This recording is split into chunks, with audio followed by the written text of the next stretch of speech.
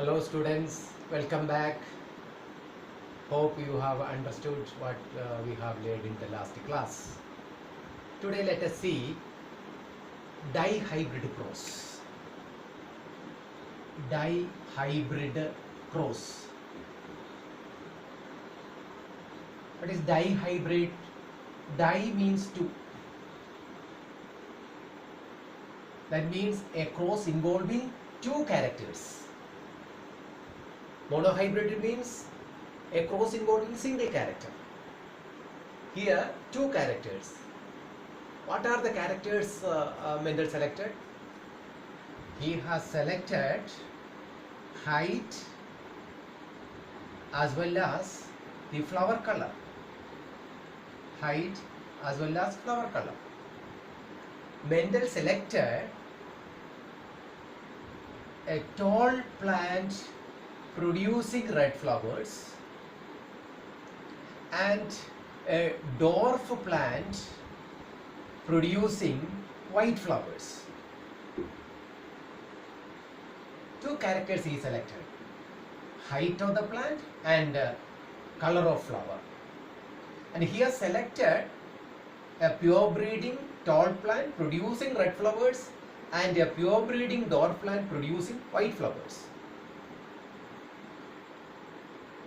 The progeny obtained is, the F1 plants, F1 progeny, F1 offsprings, F1 hybrid. They are all tall plant producing red flowers. And what letter he has selected? We can use any letter. And here we can take capital T represent the gene for tallness, and capital R represent the gene for red flower color. Similarly, dwarf plant, the small t represent the gene for dwarfness, and small r represent the gene for white flower plant. That means every character is controlled by one determinant. Determinants were later called factors, and these factors are now called genes. And T is the gene, R is the gene, small t is the gene, and small r is the gene.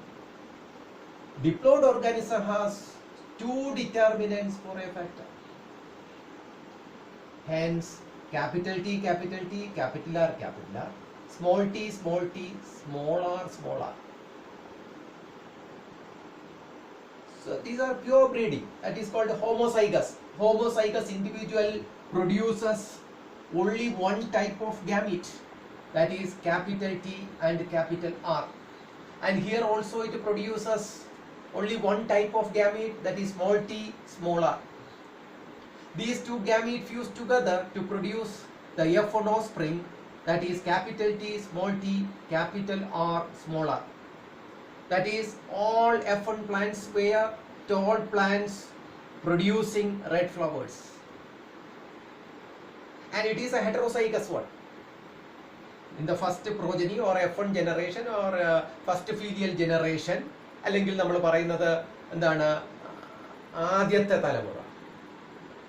They are heterozygous because the individual whose chromosome bears dissimilar genes for a character. So the heterozygous individuals produce two or more types of gametes. Here it is two characters, it produces four gametes, that is capital T, capital R, capital T, small r, small t, capital R, small t, small r.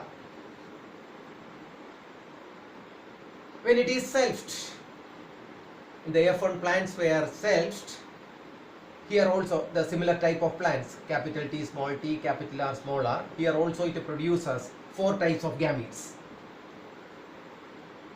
We can draw a checkerboard and write on the second filial generation. In the second filial generation or F2 generation,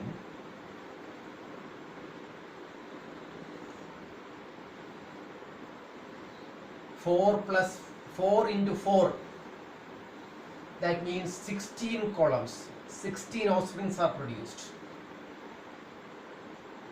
Here capital T capital R gametes, capital T small r gametes, small t capital R gametes, small t small r gametes. Here also capital T capital R gametes, capital T small r gametes, small t capital R gametes, small t small r gametes. Then it is crossed. Capital T capital T capital R capital R, capital T capital T capital R small r, capital T small t capital R capital R, capital T small t capital R small r, capital T small t capital R small r, capital T small t capital R small r, capital T small t capital R small r, capital T small t capital R capital R, capital T capital R small r, and here capital T small r. Here it is small t capital R. Here it is capital T small r. Here it is capital T small r. Small t capital R small r. Here it is small t capital R small r. Here small t small r. Here the phenotypic ratio was 9:3:3:1 phenotypic ratio, physical expression, and the genotypic ratio is 1:2:1, 2:4:2, 1:2:1. This is the genotypic ratio. Here you can see pure homozygous tall plant producing red flowers. All others are heterozygous conditions. Then tall white is there, tall white 3, tall white. Then tall red,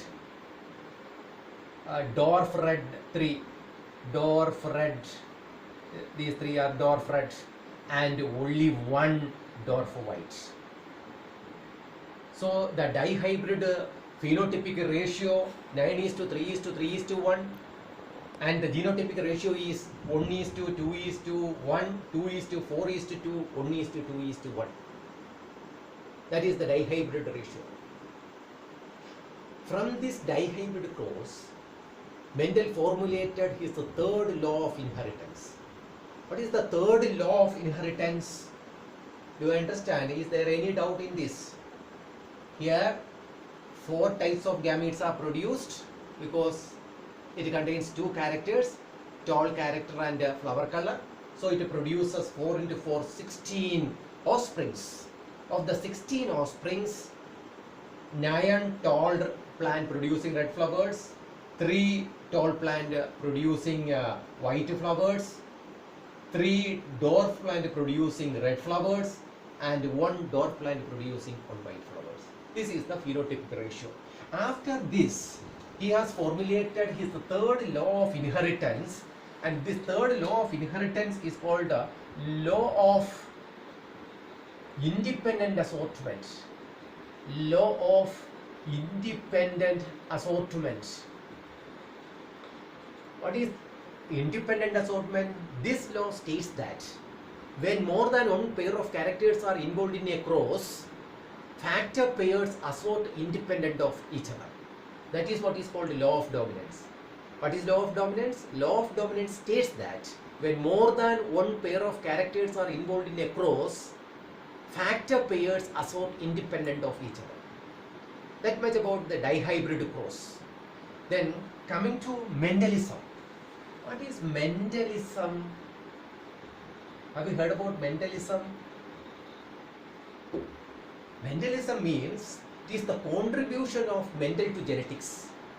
What are the contributions of Mendel to genetics? What are the contributions? Mendel's contribution? 2 assumptions. What are the 2 assumptions? What are the 2 assumptions? Every character is controlled by one determinant. Every character is controlled by one determinant. A diploid organism has 2 determinants for a character. This is the 2 assumptions. And 3 laws of inheritance. What are the 3 laws of inheritance? law of dominance, law of segregation, and the third one is law of independent assortment. These are the contributions to Mendel. That is what is called Mendelism. Right? Any doubt in this? Shall we move on to the next stage? That is test cross. Test cross or back cross. What is back cross and test cross?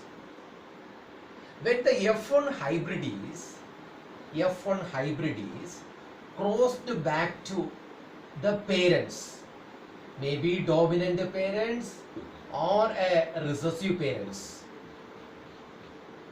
F1 hybrid is crossed back to their parents, maybe dominant or a recessive. That cross is called back cross. If the F1 hybrid is crossed back to its dominant parent, this is also a back cross. This is otherwise called out cross. If the F1 hybrid is crossed back to its recessive parent, then it is called test cross. This is also a back cross, but the recessive parent, then it is called test cross. What is the significance of test cross? To find out the unknown genotype of an organism. To find out the unknown genotype of an organism. That is the significance of test cross. If the test cross involving a single character, then it is called a monohybrid test cross. A test cross involving two characters, then it is called dihybrid test cross. Just we can test the monohybrid test cross. Monohybrid test cross means a single character. That is the parents, capital T and small t. It produces F1 hybrid, that is capital T, small t. This F1 hybrid is crossed back to its recessive parent, that is small t. This is homozygous condition, this one, and this is heterozygous condition. Heterozygous individual produces two types of gametes. That is capital T into small t, it produces capital T, small t. Here homozygous, it produces only one type of gamete. Then fused together, it produces almost equal ratio, one tall is to one dwarf. That is the monohybrid test cross ratio. Monohybrid test cross ratio is 1:1. Could you follow me? Right? What is the test cross ratio of monohybrid test cross ratio? Monohybrid test cross ratio is 1:1. The F1 hybrid is crossed back to its recessive parent. It is also a back cross, but it is called a test cross. Particularly, it is called a test cross. F1 hybrid is crossed back to its recessive parent, then it is called a test cross. And the significance is to find out the unknown genotype of an organism. Right? Then what about the dihybrid test cross? Dihybrid test cross. For example, we can take a tall plant producing red flowers and a dwarf plant producing white flowers. And the F1 hybrid produced is capital T, small t, capital R, small r. All plant, tall plant producing red flowers, but it is heterozygous condition. And this F1 hybrid is crossed back to its recessive parent, small t, small r. This is a heterozygous condition. Definitely it produces two or more gametes. Here it produces four types of gametes, capital T, capital R, capital T, small t, capital R, small t, small r. And here it is the homozygous condition. It produces only one type of gamete, that is small t, small r. When it is crossed, capital T, small t, capital R, small r, capital T, small r, small t, capital R, small r, small t, small r. Here one tall plant producing red flowers one tall plant producing white flowers, one dwarf plant producing red flowers, and one dwarf plant producing white flowers. That is, the dihybrid test cross ratio is 1 is to 1 is to 1 is to 1. 1 is to 1 is to 1 is to 1. That is the dihybrid test cross ratio. Any doubt in this? Could you follow me? Abhina, any doubt? Sonu, any doubt in this? Okay. With this, monohybrid and dihybrid ratio is over. Then what are the reasons for Mendel's success? What are the reasons for Mendel's success? See, suitability, the first one, suitability of the experimental material Poisson sativa he selected. That is one of the reasons for his success. Second one is he selected and studied one character or two at a time. Then the 7 contrasting characters studied by Mendel in his experiment were on separate chromosomes. These are all the reasons of Mendel's success. Right? Any doubt in this? Shall we move on to the next cross? Or we can take in the next class? Okay. We can take in the next class. Shall we stop today? Have a nice day. Thank you.